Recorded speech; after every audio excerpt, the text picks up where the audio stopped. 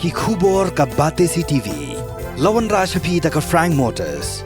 Booking open for the new Nexon. Visit Frank Motors or call 7045207973. Thank you, Deputy Speaker, sir. I also rise to support the special motion tabled by the Honourable MLA from Maulai, Bright Starwell, Malbanian, on the incident that happened at Thangsai village on the 24th of August 2023. Sir, any incident that takes place and that causes harm to the people, citizens of the state, is deplorable and needs to be condemned. But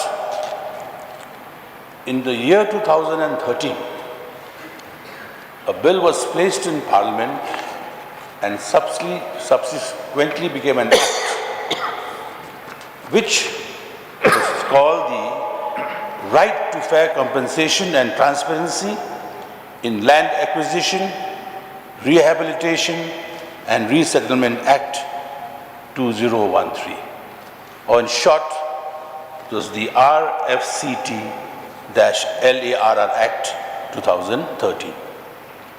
This act, there were powers given to the government to enable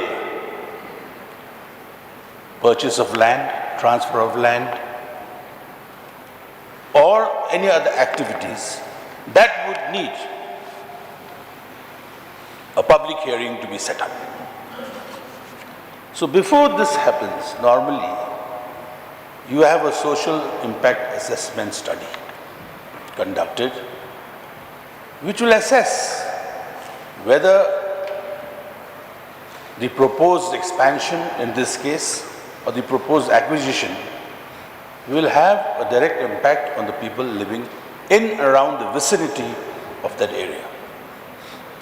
And then also a social impact management plan has to be set in place. What does this mean, sir? It means that the study will tell you that the proposed expansion or acquisition will or will not have an adverse effect on the population of the vicinity. And the rule is the villages surrounding that area to a certain radius, the people are called and we have a public hearing. So, anticipating all this, I feel the district administration should have had prior knowledge that there will be residents within the radius of that cement company, plant, who will voice their opinion. And in most cases, everybody wants to have their own opinion. Therefore, the police or the district administration in this case should have been more informed about what would happen if such a public hearing took place. Therefore, in my mind, this public hearing should have first been stopped and the planned acquisition should have been discussed further through the agency of the government which does the social impact assessment. Then we wouldn't have had the scenario where innocent people who had gone to voice their opinion were brutally assaulted by the police as per the reports that appeared in the papers. So therefore, what my honourable colleague has submitted warrants a further inquiry into why this was allowed to happen.